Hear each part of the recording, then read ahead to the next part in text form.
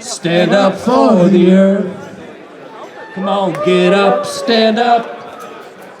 Fight for all you're worth. Fight for all, come on, Jay.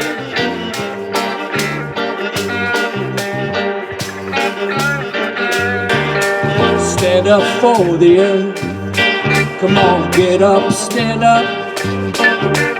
Fight for all you're worth. Come on, help us get up, stand up. Chevron started this trying to silence me. They failed. Okay. They tried to demonize me. I don't think they succeeded. I think they failed.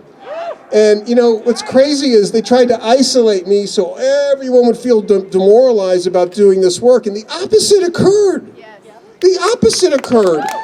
You know, people say, would you do it over again if you knew this would happen? I mean, who the hell could imagine this kind of thing happening? Okay? Who the heck, when you calculate out, you know, getting involved in a case, I think as a lawyer, you're going to get locked up? Okay? That can't happen. We must all work together to ensure that this never happens again. And not only that it never happens again, that this bogus criminal contempt conviction that put me upstairs for almost 3 years gets erased by a president who needs to walk the walk on climate, okay? We cannot let President Biden make all these fancy campaign promises about climate and then allow massive drilling on public lands and allow a human rights lawyer who's a frontline defender to be locked up in his own country. We can't let that happen. It's called the Amazon Chernobyl. You know, for those who don't know, Chevron deliberately, through its predecessor company, Texaco, deliberately, they made this decision to dump billions of gallons of cancer-causing toxic oil waste into rivers and streams that the indigenous peoples had used for millennia for their drinking water, for their bathing, and for their fishing. That's the fundamental, in my opinion, environmental crime that this company committed. People died, people continue to suffer, and pollution is still a major issue. And the work that Stephen does, the work that Chris Smalls has done, they are heroes because they continue to inspire the next generation of a movement that holds these big corporations accountable. I just want to say we're going to make a lot of billionaires nervous today.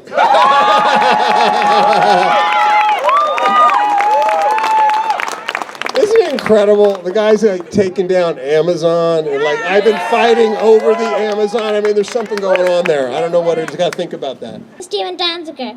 He is someone I can look up to because he cares about the planet, indigenous people, and what is right. He never gives up, and I won't either.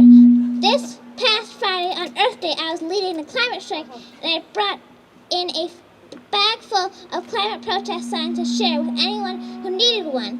I also brought the banner I made that says Chevron poisons kids. But when I pulled it out in front of the head of my school, she got upset and told me I had to put it away. I put it away. Later, I told her that it was true that Chevron poisons kids with their massive oil spills around the world.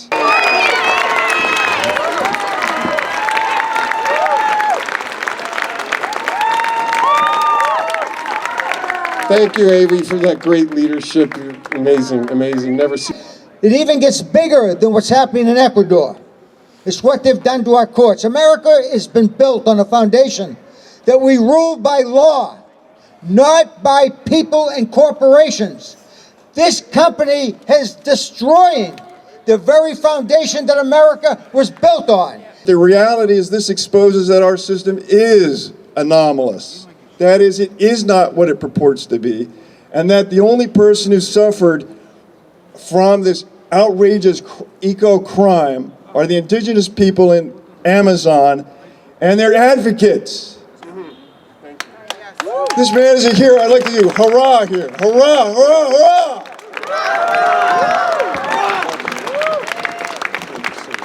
This story shines a light in all the global stories that Chevron is a crime of in 31 countries, not just in Ecuador, where people and babies are still dying from cancer. And by the way, Chevron is still profiting from the Amazon forest. 13% of the crude oil from the Amazon forest is still being profited by Chevron. We also have to remember that Stephen Donziger was locked up because his crime was going after Chevron and successfully suing them for poisoning indigenous people in Ecuador and their water, causing birth defects, cancer, death, and environmental destruction. And the only people who have paid for that, despite this judgment, the only people who have paid for that are people who have died, who have gotten cancer, who have been persecuted and prosecuted, like Stephen Donziger. And Stephen is the first one to tell you that his case pales in comparison to the losses that the people of Ecuador have gone through. And we need to remember that. We are taught to celebrate law firms like Gibson Dunn and many others that serve as the indispensable right hand of the rich and powerful in this country, that are aiding and abetting corporate crimes against humanity, against indigenous communities, against the future of life on this planet. And so to see a different model for what it can mean to be a lawyer, to see attorneys like Stephen who are striving to use the tools of our legal system to fight with and for frontline communities and to do battle with corporate tyrants, that can make a huge difference. By elevating a role model for us to look up to and emulate, Chevron's leaders may have done just the opposite. They may have inspired all of us and a generation of future lawyers to follow Stephen in working to build a movement so powerful